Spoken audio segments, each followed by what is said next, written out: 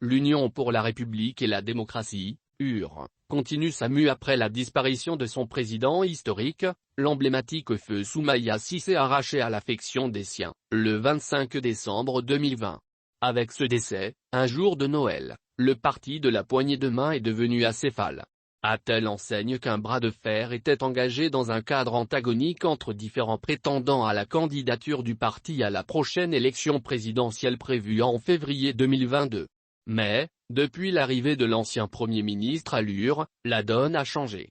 Très sérieux, technocrate, rompu aux tâches de la haute administration et de la haute finance, ce haut cadre entend poursuivre l'œuvre du défunt Cissé.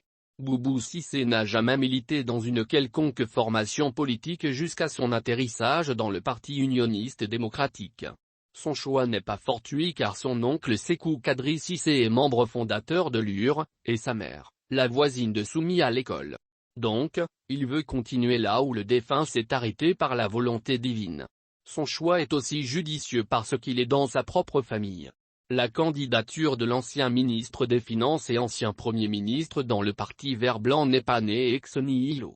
Elle est en conformité avec le règlement intérieur du parti. Pour l'organisation de la conférence nationale le 23 octobre prochain, une pétition a même été signée. Il s'agit de respecter le statut du parti pour le choix du candidat contrairement aux vœux de certains tortionnaires qui ambitionnaient de contourner les textes et opter pour une candidature cooptée. Cette conférence a l'avantage de remembrer le bureau exécutif national et de prouver aux uns et aux autres que la candidature de Boubou n'est pas usurpée, qu'elle est légale et légitime. Selon nos informations, l'ancien Premier ministre veut unir davantage la famille UR, rassembler sans animosité les militants, tout en insistant sur le principe sacro-saint selon lequel ce parti est un et indivis. Cela est d'autant plus vrai qu'il a décliné une haute responsabilité à l'Organisation mondiale du commerce, OMC, afin de se consacrer à son pays et à l'UR. Aujourd'hui, les chiffres plaident largement en faveur de Boubou Cissé, en témoigne le quitus de 45 sections sur 50 et le vote de plus de 2/3 des membres du BIN pour l'organisation de la conférence nationale extraordinaire mettant ainsi en minorité la tendance conduite par Salikou Sanogo qui envisageait de torpiller les textes. Ce dernier avait même adressé un message aux membres du bureau exécutif national et aux secrétaires généraux à travers une envolée lyrique qui ne laissait aucune place à la démocratie de s'exprimer.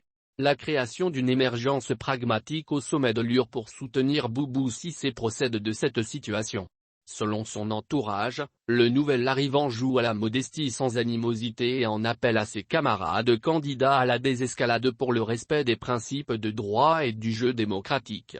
Afin que l'UR rentre dans l'histoire présidentielle du Mali en 600 à Koulouba, la conquête du pouvoir étant la raison d'être de son existence.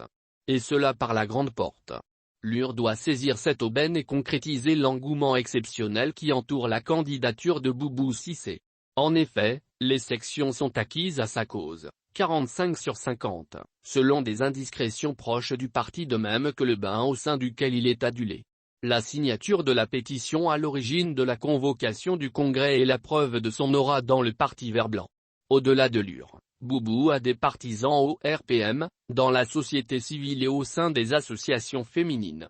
Un atout à exploiter.